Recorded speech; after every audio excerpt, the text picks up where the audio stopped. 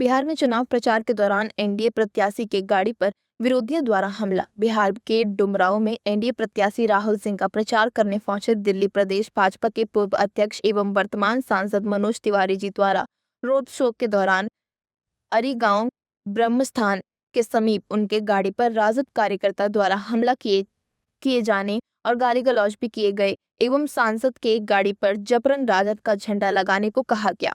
सांसद मनोज तिवारी ने महागठबंधन को जिम्मेदार ठहराया है।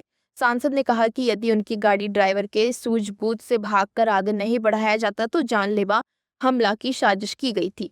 ड्राइवर की सूझबूझ में मैं बार बार बच गया। चाणक्य न्यूज इंडिया के लिए बिहार से स्टेट हेड अनिल कुमार चौधरी की रिपोर्ट।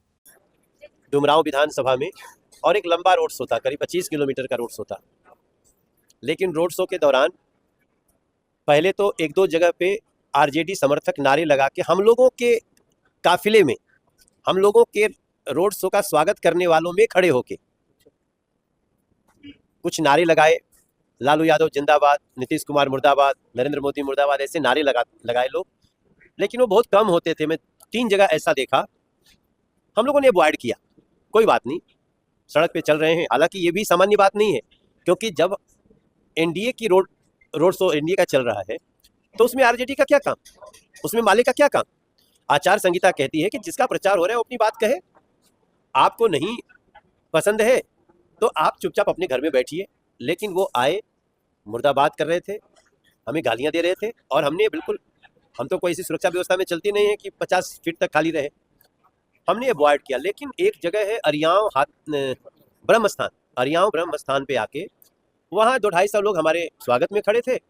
तो 60-70-50 के आसपास लोग एक झुंड में चुपचाप खड़े थे। जैसे ही हम लोगों की गाड़ी गई है वो अपना झंडा डंडा निकाले और लालू यादव जिंदाबाद, आरजेडी जिंदाबाद, नीतीश कुमार मुर्दाबाद, फिर वही नारे जो हम पहले 2-3 जगह सुन चुके थे।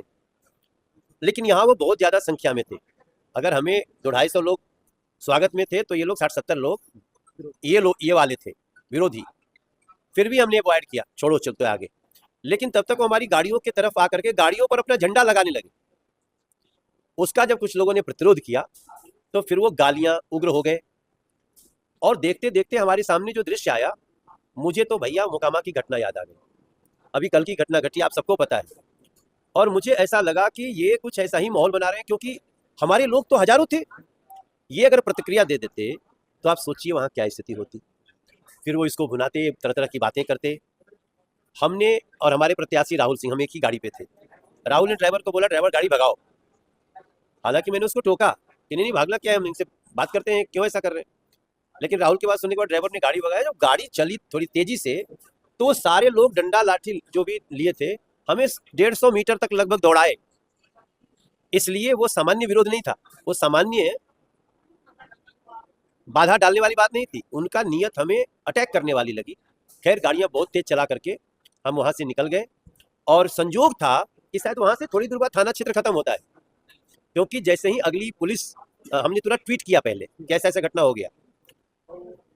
फिर मेरे ट्वीट के बाद लोकल भी लोगों को बताया गया। तो करीब आधे घंटे के अंदर एक जगह पे पुलिस की काफ़ी गाड़ियां हम लोग की सुरक्षा में आ गई। तो जो पुलिस आई मैंने उसको भी बताया पूरी घटना। फिर रोड शो खत्म होने के बाद मैंने एसपी साहब को बताया है, चुनाव आयोग को हमने कंप्लेन लिखा है। ये हमारे लिए बहुत ही शॉकिंग है। मैं एक सवाल पूछना चाहता हूँ महागठबंधन के लोगों से कि क्या आप चुनाव इस तरह से लड़ना चाहते हो? आपके रोड शो में तो हम नहीं जा रहे हैं, आपके रैली में हम नहीं जा रहे, हम क्यों जाएंगे? आप रैली करो, आप चाहे पूरे बिहार से जुटा के भीड़ मंगाओ या जो भी करो, हम वहाँ नहीं जा रहे हैं। ना तो हमें वहाँ एक भी आदमी भेजना है। आप हमारी रैलियों में ऐसे डिस्टर्ब करने के लिए, प्रोवोक करने के लिए लोग क्यों भेज रहे हो? ये मैं महागठबंधन से आज सवाल करना चाहता हूँ। मुझे तो ऐसा लग रहा है, इससे उनको लग रहा हो कि हमारी सरकार आ चुकी है, हम कुछ भी कर सकते हैं। अरे भाई, अभी 6 नवंबर को चुनाव है, 11 को चुनाव है, और ये जो व्यवहार दिखा रहे हैं वो तो हमें 2005 के पहले वाली याद आ गई। मुझे आज बहुत भय महसूस हुआ। और भय इस बात का नहीं हुआ कि हमको वो लोग मार सकते हैं, भय महसूस हुआ कि ये लोग मोकामा जैसी घटनाओं को अंजाम तो नहीं देना चाहते, इस सड़क पे लोगों को प्रोवोक करके लड़ाना तो नहीं चाहते हैं। ये बहुत ही खतरनाक संकेत है और चुनाव आयोग को, पुलिस को इसका संज्ञान लेना चाहिए। नहीं, हम तो भाग गए ना। तो देखिए, भागना पड़ा हमको।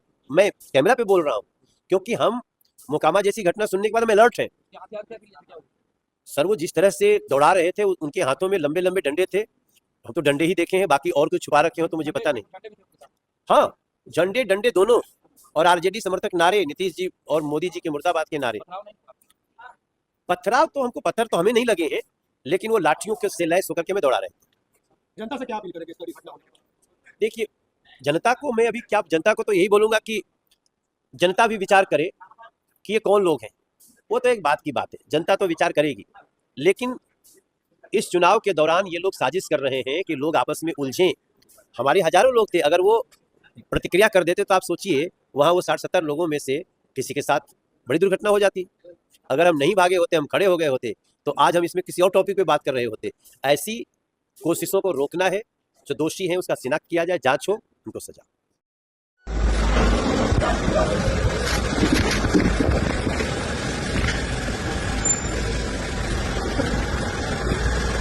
बैठिए, लेकिन वो आए, मुर्दाबाद कर रहे थे।